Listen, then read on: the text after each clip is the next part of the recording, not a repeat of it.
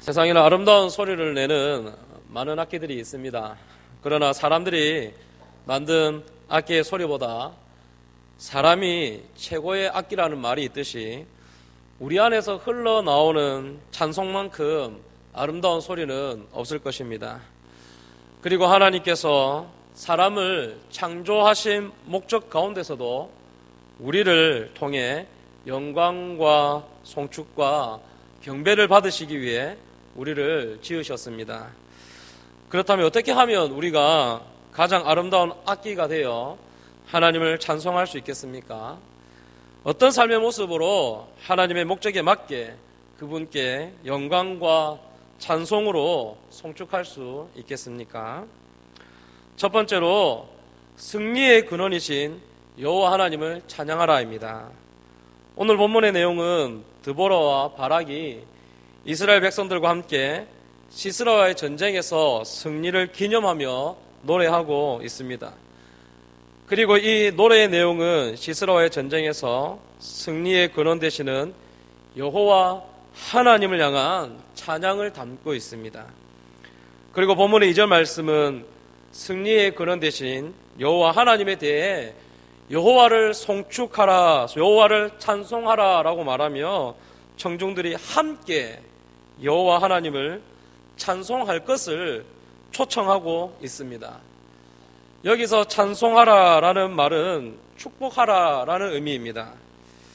하나님이 사람을 축복하는 것은 이상하지 않은데 사람이 감히 하나님을 향해 축복한다는 것은 조금 맞지 않아 보일 수 있습니다. 그러나 여기서 사람이 하나님을 축복한다는 것은 자신이 누리는 복의 근원이 하나님임을 인정하는 것입니다. 즉 시스라와의 전쟁에서 승리할 수 있었던 이유가 여호와 하나님의 능력이었다는 것을 찬송하고 있는 것입니다. 그리고 드보라와 바락, 이스라엘 백성들은 승리의 근원 되시는 여호와 하나님을 찬송하는 것을 그들 안에서만 끝내지 않고 2절 말씀에 이어 3절 말씀에서도 너희 왕들아 들으라, 통치자들아 귀를 기울이라 라고 하시면서 드보라와 바락은 이방의 지도자들에게 여호와를 찬송하는 우리의 소리에 귀를 기울이고 그들도 승리의 근원 되시는 여호와 하나님을 향하여 함께 찬송하자고 노래하고 있는 것입니다. 그렇다면 드보라와 바락 그리고 이스라엘 백성들은 승리의 근원이신 여호와 하나님을 향한 찬송을 그들의 찬송으로만 끝내지 않고 이방인들과 그들의 왕들에게까지 찬송할 것을 왜 그렇게 강조했을까요? 그것은 하나님의 선하심과 자비를 생각하니 절제할 수 없는 감격이 그들을 덮쳤기 때문입니다. 즉 그들을 향하신 하나님의 일하심을 경험하였기 때문에 그 은혜가 실제적으로 무엇인지 경험하였기 때문에 그것을 경험한 자로서 자신들에게 행하신 하나님을 찬송하지 않고는 견딜 수 없었기 때문입니다. 4절과 5절 말씀을 우리 화면을 보면서 다 같이 한번 읽겠습니다. 시작. 여호와여 주께서 세일에서부터 나오시고 에돔들에서부터 진행하실 때에 땅이 진동하고 하늘이 물을 내리고 구름도 물을 내렸나이다. 산들이 여호와 앞에서 진동하니 저 신의 산도 이스라엘의 하나님 여호와 앞에서 진동하였도다. 이 말씀은 이스라엘 백성들에게 출애굽 사건을 연상시키는 말씀입니다. 그런데 지금까지 이 말씀은 철병국 900대를 가진 하솔왕 야빈의 압제로부터 하나님께서 기손강에서 이스라엘을 승리케 하시기까지는 이스라엘 백성들에게 단지 출애굽 때의 사건, 출애굽 때에만 행하신 하나님의 능력 그리고 역사적 기록과 사건으로만 남아 있을 뿐이었습니다. 그러나 이제 출애굽 때 하나님의 능력과 역사가 그들의 삶 속으로 실제적으로 임하였습니다. 출애굽 때처럼 기손강에서 드보라와 바락을 통하여 승리를 이끄시고 하솔왕 야빈의 억압으로부터 해방되어 자유함을 실제적으로 경험하였기에 드보라와 바락과 이스라엘 백성들은 여호와 하나님을 찬송하기를 그들의 찬송으로만 끝내지 않고 이방 민족들을 향해서도 능력의 여호와 하나님을 함께 찬송하자고 초청할 수 있었던 것입니다.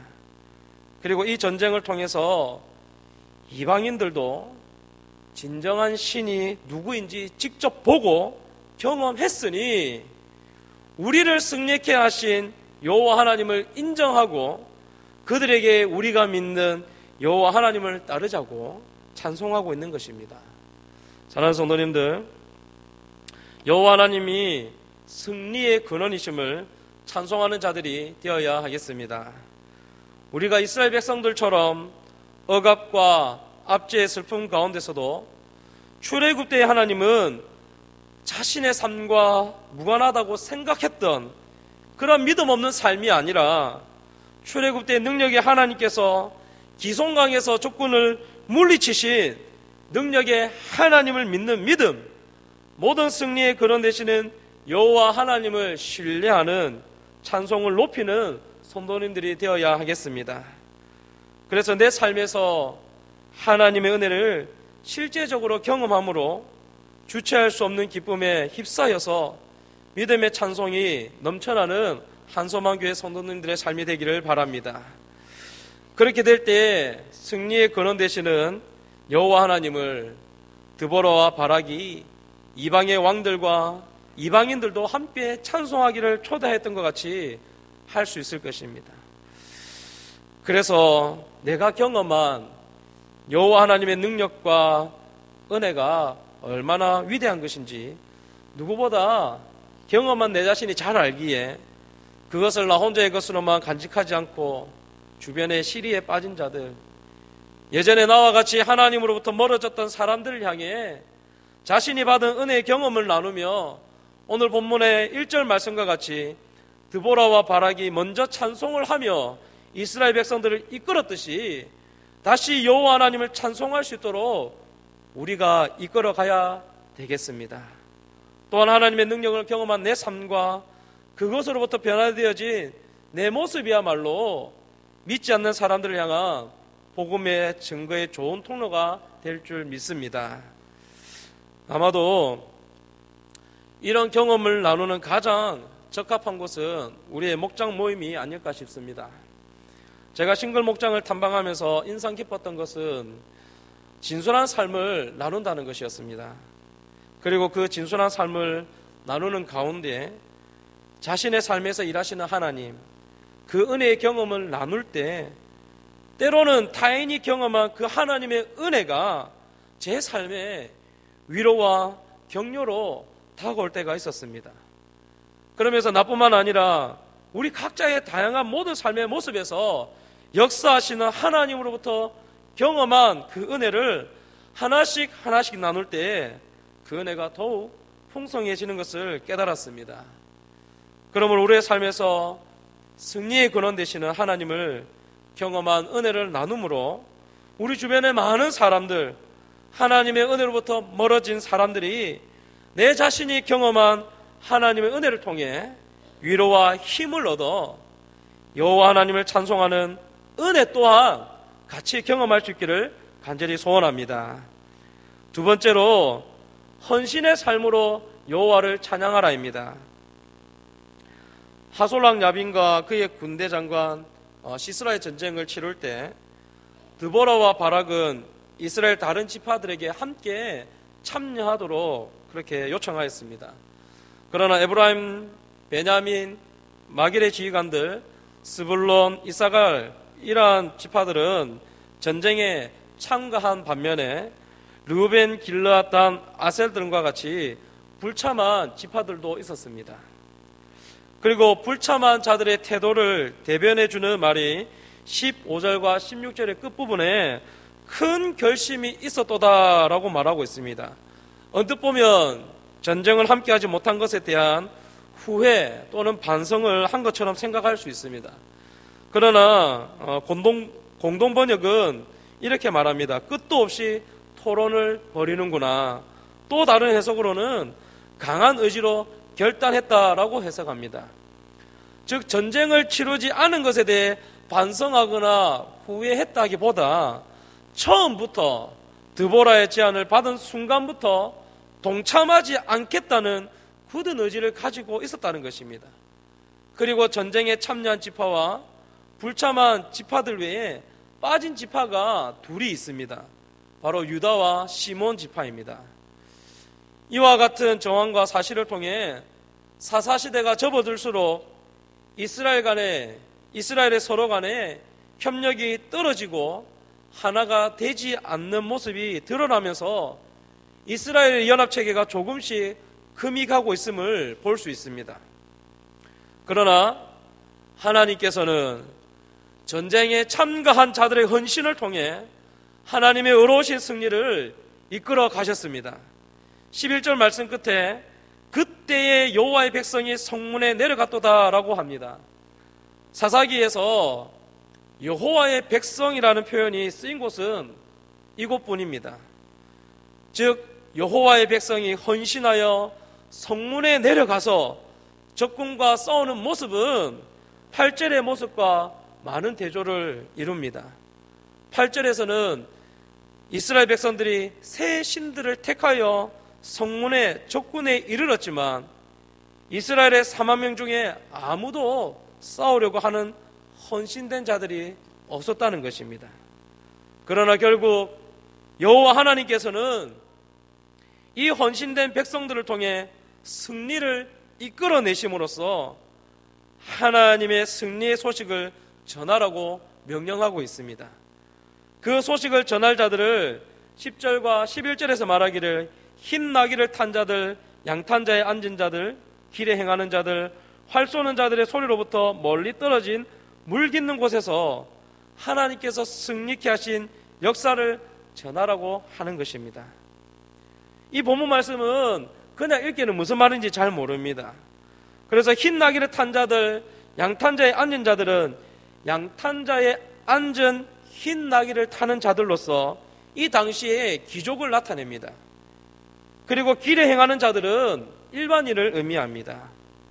그리고 활 쏘는 자들의 소리로부터 멀리 떨어진 물 깃는 곳은 물 깃는 곳에서부터 들리는 활 쏘는 자들의 소리라는 의미인데, 이 당시에 물 깃는 곳은 전리품을 분배하는 장소를 뜻하였습니다. 즉 드보라는 10절과 11절을 통하여 모든 계층의 사람들을 하나님의 행하신 어려운 일을 증언하도록 부르고 있다라는 것입니다.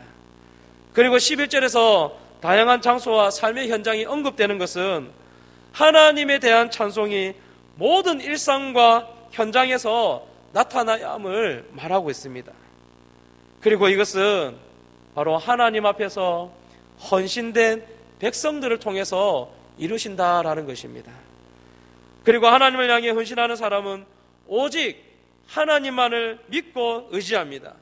11절 말씀에서 헌신하여 적군이 달려오는 성문을 향해 진격한 자를 향해 여호와의 백성이라 표현한 부분에서도 알 수 있지만, 드보라와 바락을 통해서도 그리고 이스라엘의 모습을 통해서도 헌신된 사람은 오직 여호와 하나님만을 신뢰한 자임을 알 수 있습니다.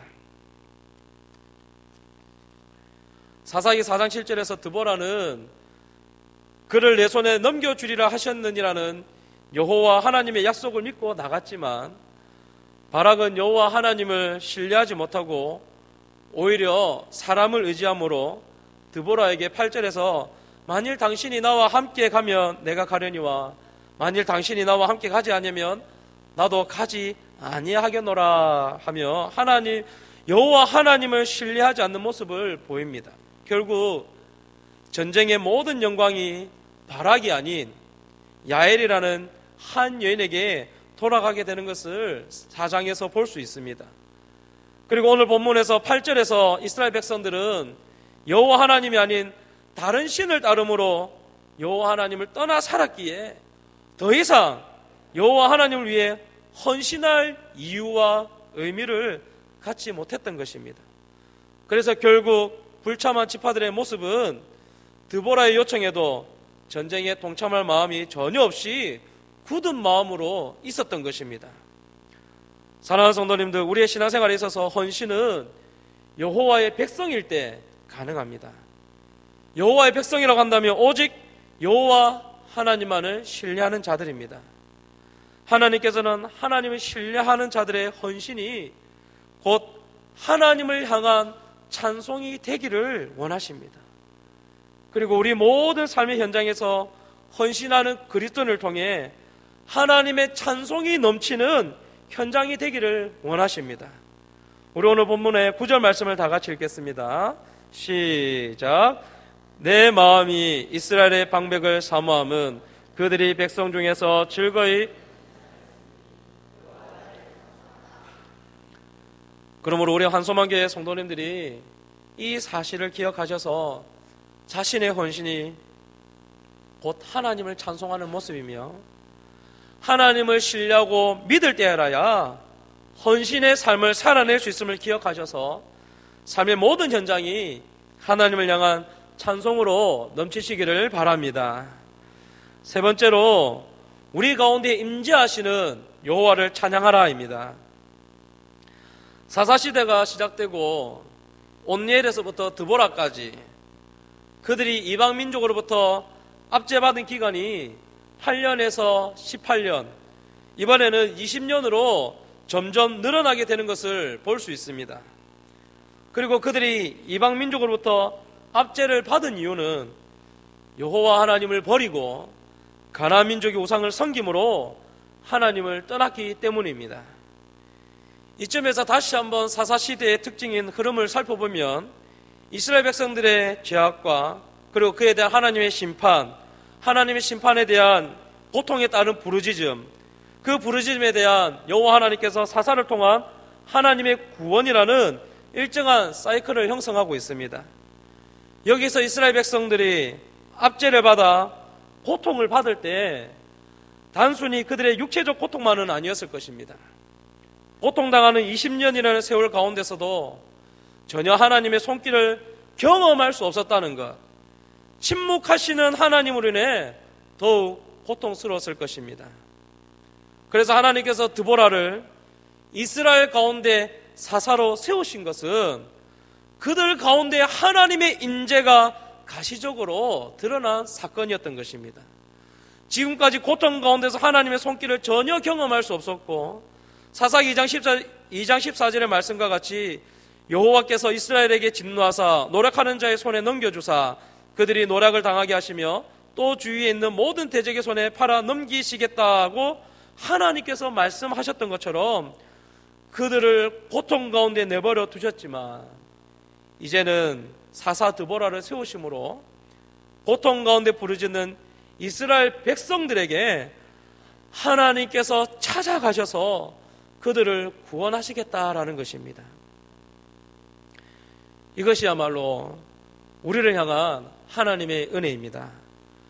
왜냐하면 이스라엘 백성들이 부르짖었던 그 부르짖음은 하솔랑 야빈이 가지고 있었던 철병거 900승에 대한 두려움에서 오는 부르짖음이었기에 지금 여기서 부르짖는 이스라엘의 백성들의 모습을 진정한 회개라고 받아들이기에는 타당하지 않아 보이기 때문입니다. 그렇기 때문에 온전한 회개를 하지 않는 이스라엘 백성들에게 단지 고통스럽게 부르짖는 그들에게 찾아오신 것은 하나님께서 이스라엘 백성을 그분의 백성으로 삼으신 약속에 따르는 신실하신 하나님의 모습을 보여주는 것입니다. 그리고 하나님이 세우신 드보라를 통해 구원의 역사를 이루실 때와 그렇지 않을 때의 모습이 대조를 이루게 되는 것을 볼 수 있습니다. 우리 6절과 7절의 말씀을 다 같이 읽겠습니다. 시작.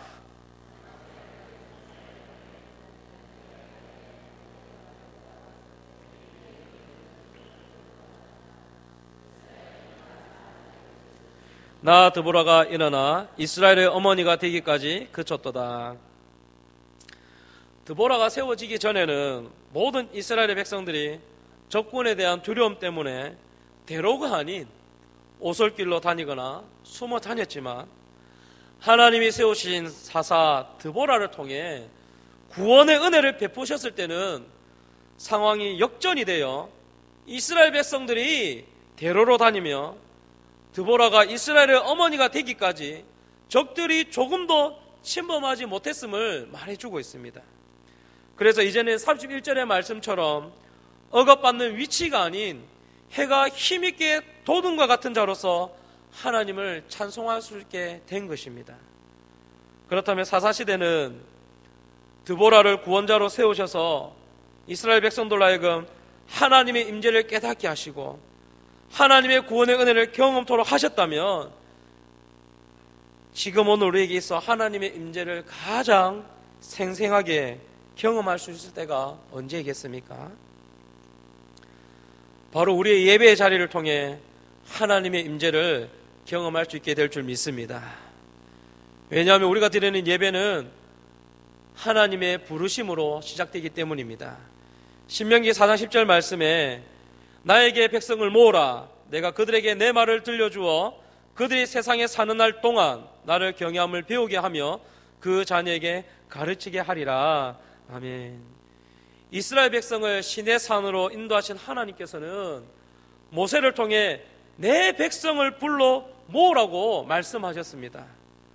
하나님께서 불러 모으셨기 때문에 하나님을 향한 회중이 생겨났고 하나님의 그 부르심에 이스라엘이 하나님을 예배하는 회중이 될 수 있었던 것입니다. 그러므로 하나님의 부르심, 우리를 향한 하나님의 초대가 없이는 예배 행위라는 것 자체가 존재할 수 없는 것입니다. 또한 예배는 하나님께서 우리를 초대하는 자리로 부르셨을 뿐만 아니라 하나님께서 주시는 계시에 우리가 반응하도록 부르셨습니다. 그 계시에 반응하는 우리의 모습은 시편 100편 3절 4절의 모습과 같을 것입니다. 다 같이 읽겠습니다. 시작. 여호와가 우리 하나님이신 줄 너희는 알지어다. 그는 우리를 지으시니요 우리는 그의 것이니 그의 백성이요 그의 기르시는 양이로다. 감사함으로 그의 문에 들어가며 찬송함으로 그의 궁정에 들어가서 그에게 감사하며 그의 이름을 송축할지어다. 이처럼 하나님께서는 그분이 베풀어 주신 구원에 우리가 반응하도록 우리를 이 자리에 부르셨습니다. 그러므로 예배를 통한 하나님의 부르심으로부터 구원의 감격을 깨닫고 예배를 통해 나를 불러주신 여호와 하나님을 송축하며 찬송하는 것이야말로 하나님의 임재를 경험하며 여호와의 이름을 찬송하는 것이라 할 수 있습니다. 사랑하는 성도님들, 때로는 우리가 자신의 결점과 약함과 죄와 마주 대할 때마다 하나님이 나로 말미암아 혹은 우리가 찬양하는 것을 기뻐하지 않을 것이라는 그러한 생각을 할 때가 있을 것입니다. 그러나 예배로 부르시는 하나님의 그 초대는 우리로 하여금 하나님께 기꺼이 응답하게 하고 응답할 수 있게 은혜를 주신다는 것입니다. 이 사실의 시편 100편 5절의 말씀을 통해 확인할 수 있습니다. 여호와는 선하시니 그의 인자하심이 영원하고 그의 성실하심이 대대에 이르리로다. 이처럼 우리 가운데에 임재하시는 여호와를 찬양하는 것은 예배를 통하여 하나님의 임재를 충만하게 경험함으로 그분의 초대에 응함으로 송축하며 찬송하는 것입니다. 또한 비록 우리의 연약한 모습 때문에 실족하여 하나님의 임재를 경험할 수 없는 때라 할지라도 신실하신 하나님께서 친히 우리가 하나님을 경험할 수 있도록 은혜를 베풀어 주시는 줄 믿습니다. 이제 말씀을 맺겠습니다. 사랑하는 성도님들, 우리가 여호와 하나님을 찬양해야 될 줄로 믿습니다. 우리는 그 하나님을 찬양할 때에 승리의 권원이신 여호와 하나님을 찬양할 수 있기를 바랍니다. 그리고 여러분의 헌신의 삶으로 여호와를 찬양할 수 있기를 바랍니다. 그리고 그 모든 것의 정점에 서서 먼저 이 예배의 자리에서 하나님의 임재를 경험함으로 말미암아 여러분의 삶이 찬양의 삶이 되기를 주님의 이름으로 축복합니다.